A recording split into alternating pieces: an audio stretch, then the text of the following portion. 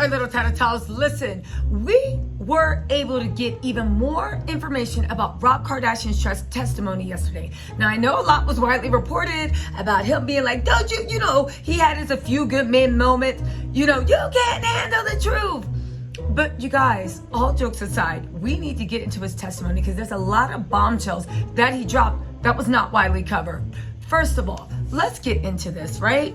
Rob has made, in what I think, a million outlandish claims that just do not add up, especially since he claims to be a private person and recluse. And true, he might keep his happy times away from us, but we all know that we've seen him flip out in public whenever he feels scared, whenever he feels mad, whenever he feels upset. So while your happiness is privacy, your anger, your vitriol, and your hate, you make public record. We all remember what you did to Blac Chyna. For those that don't, you can do a simple Google search. But we can remember what you did to Kylie too. We can remember what you did to everybody. But listen, let's get into this because all reports are saying, and from my observers, Rob was unhinged in the courtroom yesterday. Yesterday we got a little bit of the juice, right?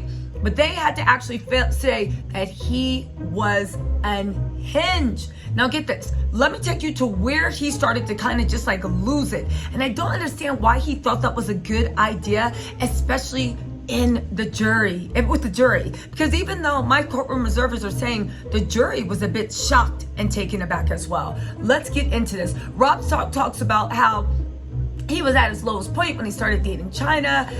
The relationship quickly hit warp speed, mostly fueled by Chyna's quest for celebrity and not real love. Now, I went over this in my live last night. Go ahead and look for it. And I think I did a video bombshell where I'll be the truth. This didn't make any sense. This isn't the unhinged part. But it doesn't make any sense because you're the one that pursued Chyna. You're the one that begged her to have a child. You are the one that wanted to get engaged. His revisionist history is very funny, especially when we can take his own post, an Instagram post, and him crying on camera to gauge where he was at mentally. Unless he was such a faker, it was all for show. But if you were able to act that heartbroken and stricken over something you said was fake, why should we believe a word you say now? But let's get into it. He described the blowout fight on December 15 that's now the center of Chyna's defamation case against his mom, Kris Jenner, sisters Khloe, Kim Kardashian, and his youngest sibling, Kylie Jenner. Let's also not forget, yeah, you can take Rob's evidence and the same, but listen, just how Chyna is biased toward herself, Rob is trying to defend his meal tickets. He lives off of his mom and whatever scraps I would assume his sisters, Kris, Kylie, and Khloe and Kim give him. Anyway, he claimed Chyna pointed a bang bang at his head in the kitchen and then again in a bedroom, wrapped an iPhone cord around his neck, and broke down a door to beat him with a metal rod in a bedroom and its closet. This is all while she was 4 months postpartum from a C-section. 3 weeks postpartum from a C-section and a mommy makeover, which is a tummy tuck that they do when they do the C-section. They tummy tuck and a few other things. It's intensive. She would still have stitches. Most people from a C-section take at least 6 weeks to even get back to even normal activity, and that's taking it easy. Now, a couple of things, right, that Lynn actually brought up. It seems like his recount of breaking down a door is exactly the recount that Chyna has of when she filed a restraining order against Rob for abusing her and breaking down doors. That's an interesting thing, but let's get into this. Rob said, are there talkies later? Okay, sorry. She landed several blows to my body. Should I read this in a faux Mexican accent? Because Rob is Mexican fishing and he considers himself Mexican, a loyal Mexican at that. Let's get into this, right? Yo, she landed several blows to my body, my face, my back. Yeah, there were several. He testified, saying each new stage of Chyna's alleged violent attack, he simply weathered the blows and tried to remove himself from the situation without fighting back. Now, this is not the temperament we know of Robert Kardashian Jr. He is explosive. He is excited, but whatever. But second of all, right? He weathered the storm. Your sir had a restraining order against you. You are 6'2" and 300 pounds. Chyna is 5 foot and 120, 130. You weathered the storm. Now that's not to say Chyna can't open a can of whoop butt on someone, but get what Lynn says, right? So Rob goes on to say, she tried to kill me. Listen, while Kris and Kim stoically look by. Now get this. Rob, who's due to face a separate revenge fee trial over the next month, over naked photos of Chyna he posted on his Instagram account in July 17, 2017, then became visibly upset when Lynn confronted him on the witness stand with photos and videos where he had no marks on his face and the neck in the days immediately following the December 15. Now get this. I hope to God nobody's ever been with an iPhone cord. I hope to God nobody's ever been struck with a pole, a 6-foot pole. Corey Gamble literally changed his statement and said he saw a rod and it wasn't 6 foot anymore. Rob is sticking to the 6 foot. I hope to God none of you have ever been struck in the face and repeatedly in the face and neck of a 6-foot pole. But if you did, can you please let me know in the comments if you had any marks on your face? Again, I don't understand this world where things are hard enough to hurt you, but not enough to leave a wound on some of the most delicate skin on our body, which is the face. But get this, right? In one video shown to jurors, Rob was visiting his dentist on December 16, 2016, the next day, smiling and appearing uninjured with Chyna by his side. That's right, his abuser was by his side. The video was shot by the production company behind Rob and Chyna's reality show. Rob testified that while he had scratches and marks on his body, but why would it be on his body when you said that she tried to do this to your neck and that she struck you in the face with a metal pole? Not your body, but your face. But get this, right?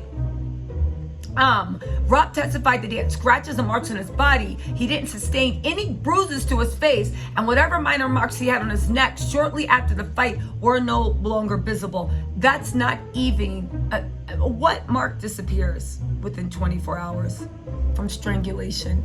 Again, it's almost as if what Chyna said in the beginning was true. She was just playfully joking around, and she never did that. But it's not over. Lynn said, "You testified under oath that Chyna hit you in the face with a 6-foot metal rod, and yet you're saying it didn't leave a mark of any kind on your face?" "Correct," Rob responded.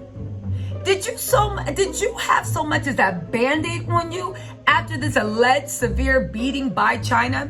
"No," Rob responded. "I didn't need a Band-Aid on my face, which I already testified to. I had no mark on my face." He is literally getting hated. The jury, my courtroom observers are saying we're a little bit taken aback, like, yo, like, why you doing so much? You're doing 20 on 10, knock it off. Now get this, right? Lynn says, "How did you not have a mark on your face?" Which would be my question. Even if my friend said I got hit in the face, I'd be like, oh my God, like you're so lucky. How come there's no marks? Like what happened, right? Rob literally shouted back, looking unhinged. "Because it didn't leave a mark. I'm just confused." He said he was confused. "I just told you it didn't leave a mark on my face, and you have 3 different pictures to prove that. And I'm trying to tell you it didn't leave a mark on my face." He responded, getting more and more worked up. Lynn hit him back with the, "Right. And I'm trying to," but then Rob cut her off. The bang bang to my head 2 different times in the night didn't leave a mark on my temple. The cord around my neck, I'm sure it left a mark around my neck. It doesn't mean I'm going to go to the hospital and put a Band-Aid around my neck. Now mind you, what Lynn tried to switch the topic back to the metal rod, but Rob cut her off again. "I never said I had bruises and marks all over my face. You're acting like the thing didn't happen. Everything I testified happened. She strangled me. She put a bang bang to my head twice. She was on coca, alcohol. She has a history of doing this to her ex-baby daddy. She has a history of doing this type of thing. Stop putting it out there like that. It's not fair." You guys, the court was taken aback. Even Lynn was like, second of all, do you really, I know that these temper tantrums might work with Robert, the youngest Kardashian. No, yeah, he is the youngest Kardashian. I know that his mom and his sisters might give him more leeway, But you guys, this is actual expanded courtroom testimony of Rob losing it in court because Lynn confronted him with the truth. My sources are saying the Kardashians alternated between looking stone-faced and also looking slightly almost like they were trying to tell Rob to calm down. Again, if Lynn called these as consistencies and if Robert blew up instead of explaining why humanity, the rules of physics on humanity, where you get struck with things, you have marks. When you get struck, who almost gets choked out by a cord and doesn't have any lasting marks on their neck? I think that's virtually impossible. Lynn did a good job of picking that up. There's other things that she just basically, again, it's a risky thing. But she did a great job of basically letting Rob expose himself and his inconsistencies. I just hope that the jury is picking up what Lynn is putting down. All right, my little Tattle Tells, I will talk to you later. Don't forget, notification, subscribe. We are going live with the court chronicles, and I'll see you tonight. Bye.